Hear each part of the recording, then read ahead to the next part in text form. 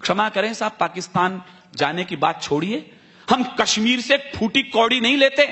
यहां पढ़े लिखे लोग बैठे हैं, पत्रकार लोग भी हो सकता है भीड़ में बैठे हों। 3 प्रांतों के बराबर हम अकेले कश्मीर के ऊपर खर्च करते हैं और लेते एक फूटी कौड़ी भी नहीं। उसके बावजूद यदि वहां पाकिस्तान जिंदाबाद के नारे लगते हैं, इस्लामिक स्टेट के वहां झंडे लहराते हैं, तो मुझे कहने का हक दीजिए वीडियो रिकॉर्डिंग के सामने, कश्मीर वो बेवफा औरत हो चला है। यह भाषा केवल विनीत चौहान की है। कश्मीर वो बेवफा औरत हो चला है जो खाता हमसे है, पीता हमसे है, पहनता हमसे है और नैन मटक के पड़ोसी से करना चाहता है। आपकी तालियां बुलंद कीजिएगा सर। ऐसे हालात में मैंने कविता पढ़ी नहीं है।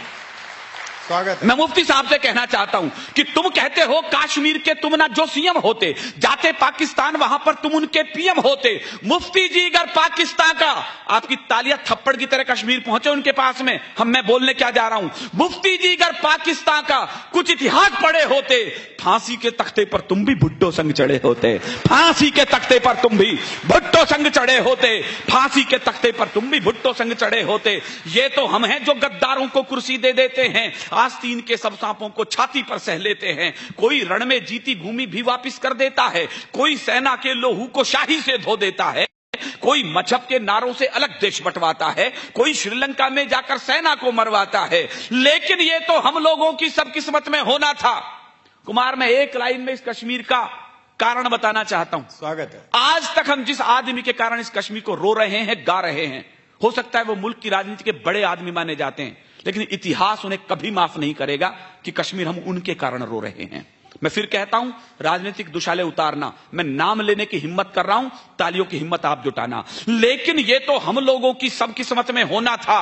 लेकिन ये तो हम लोगों की सब किस्मत में होना था। नेहरू जी की कुछ भूलों पर जीवन भर को रोना था। नेहरू जी की कुछ भूलों पर जीवन भर को रोना था। नेहरू जी की कुछ भूलों, मुझे अच्छा लगा आप लोग समझ तो गए, नेहरू जी की कुछ भूलों पर जीवन भर को रोना था। अच्छा होता अगर पटेल, पता नहीं कितने लोग समझेंगे, मैं बोल तो रहा हूं, अच्छा होता अगर पटेल कुछ लोगों को झटका देते, कुछ को आजादी मिलते ही फांसी पर लटका देते, कुछ को आजादी मिलते ही फांसी पर लटका देते, कुछ को आजादी मिलते ही फांसी पर लटका देते। फिर ना कश्मीर का झंझट, ना खूनी होली होती, ना बंदूकों के साये में मेहंदी और रोली होती। अगर कबूतर श्वेत नहीं, इशारा समझे मैं बोल क्या रहा हूं, 55 साल तक ये मुल्क अक्षमन गुलाब लगाकर सफेद कबूतर छोड़ता है। मैं अभी बाघा बॉर्डर पर था, 14 अगस्त को कुमार एक दूसरे चैनल पर थे, मैं दूसरे चैनल पर था, हम दोनों बाघा बॉर्डर पर थे।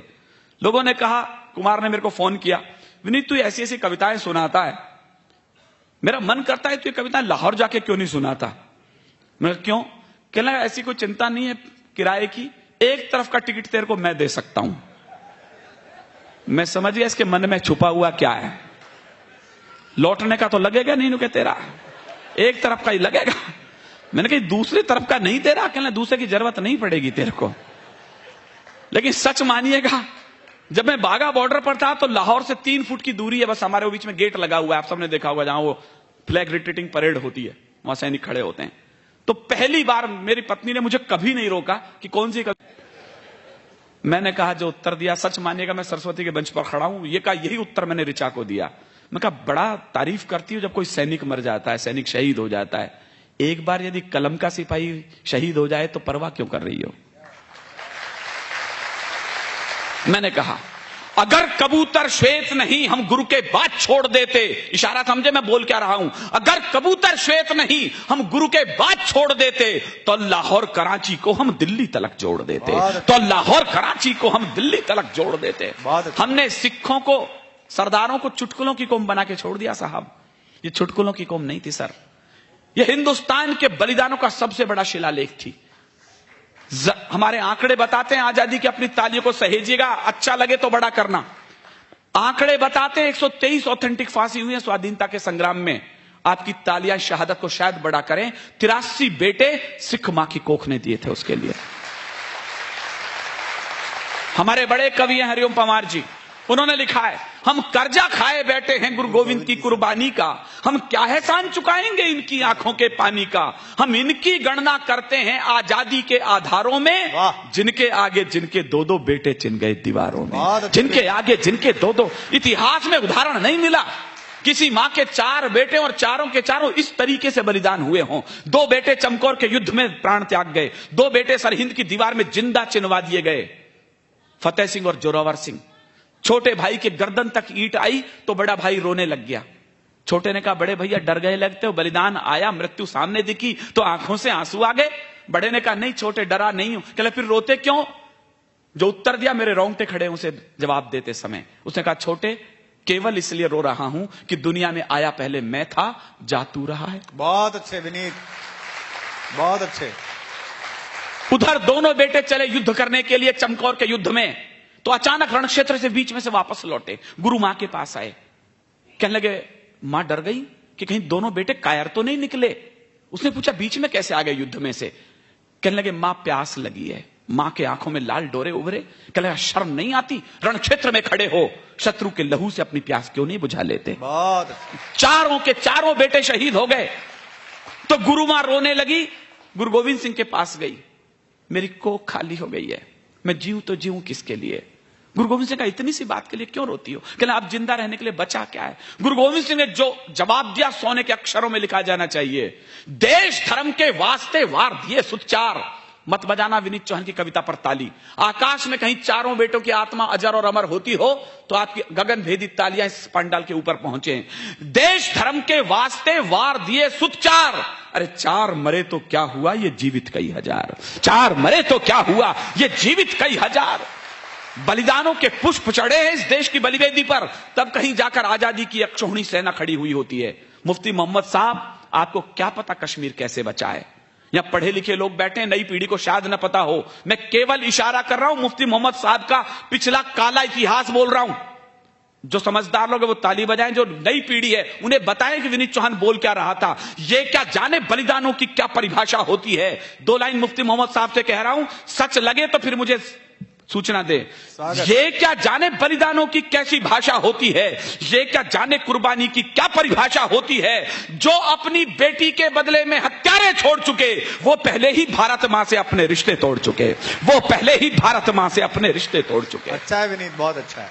तो मैंने कहा, अगर कबूतर श्वेत नहीं हम गुरु के बाद छोड़ देते तो लाहौर कराची को हम दिल्ली तलक जोड़ देते। अब भी अटल इरादे लेकर भारत के लोगों जागो, शांति मंत्र की पूजा छोड़ो, दुश्मन पर गोले दागो। शांति मंत्र की पूजा छोड़ो, दुश्मन पर गोले दागो। लेकिन हम तो वो लोग हैं साहब, अटल जी से लेकर वर्तमान समय तक सीमा रेखा नहीं लांघेंगे हम लोग बाग। नरेंद्र जी से भी पूछो, आप नरेंद्र मोदी जी से पूछो, तिब्बत तक टेंट गड़ गए चाइना के आकर के।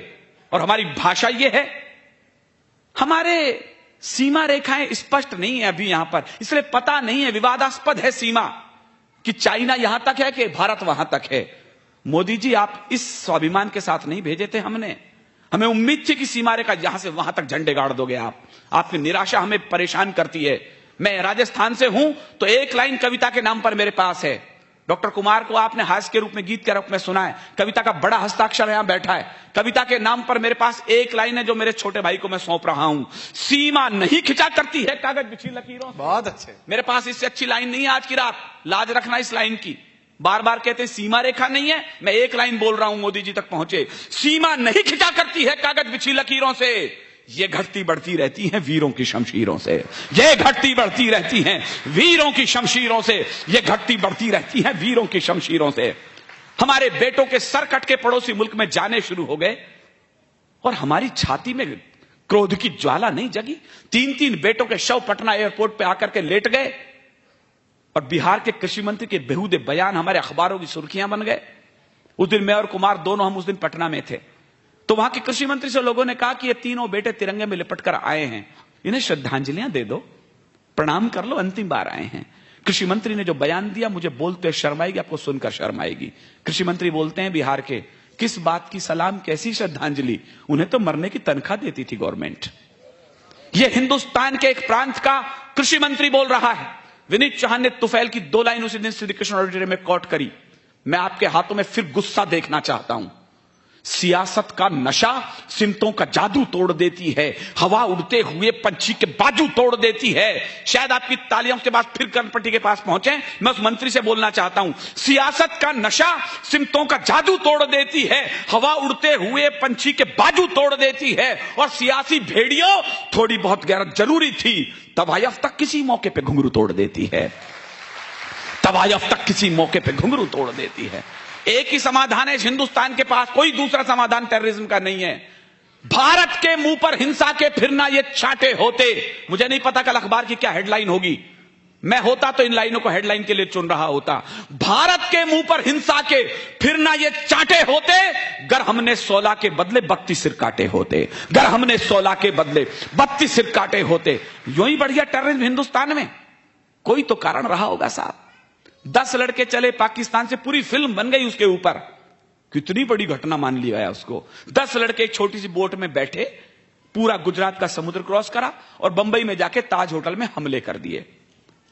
मेरा मानना है यह घटना तब तक नहीं हो सकती जब तक कि हमारे यहां का कोई गद्दार उनके साथ शामिल न हुआ हो।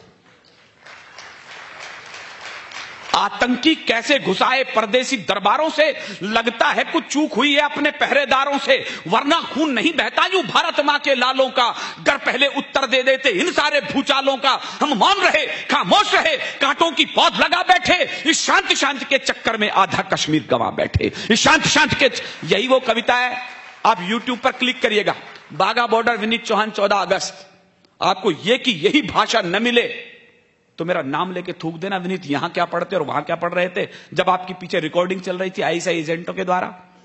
मैंने यही कविता पढ़ी है बाघा बॉर्डर पर, सुनेगा आप, मेरी हिम्मत को दाद देना, मैं कहां पढ़कर आया हूं इस कविता को, कि आतंकी कैसे घुसाए परदेसी दरबारों से, लगता है कुछ चूक हुई है अपने पहरेदारों से, वरना खून नहीं बहता यूं भारत मां के लालों का, गर पहले उत्तर दे देते इन सारे भूचालों का। हम मौन रहे, खामोश रहे, कांटों की पौध लगा बैठे, इस शांति शांति के चक्कर में आधा कश्मीर गंवा बैठे, इस शांति शांति के चक्कर में आधा कश्मीर गंवा बैठे, गर हम ही इनकी लाशों को कांधों पर सदा नहीं ढोते। मैंने नाम लेकर के कविता पढ़ी है वहां पर, गर हम ही इनकी लाशों को कांधों पर सदा नहीं ढोते, ये लश्कर फश्कर हुजी सब दुनिया में कहीं नहीं होते, ये लश्कर फश्कर हुजी सब, आप कमजोर पढ़ रहे, मैं कविता छोटी कर रहा हूं, ये लश्कर फश्कर हुजी सब दुनिया में कहीं नहीं होते। मत कहो पड़ोसी मुल्कों से आतंकी आंधी मंद करो, तुम अपने मिमियाते स्वर को शेरों की तरह बुलंद करो, तुम अपने मिमियाते स्वर को शेरों की तरह बुलंद करो। ये हमले पल में रुक सकते थे, ये हमले पल में रुक सकते थे, आगे बढ़कर हुंकार भरो, इन आतंकी अड्डों पर बस बम्बों की तुम बौछार करो, इन आतंकी अड्डों। कैसी बौछार, किसकी बौछार साहब? एक पुलिस वाला चलता है जवान गन लेकर के आतंकवादियों की तरफ,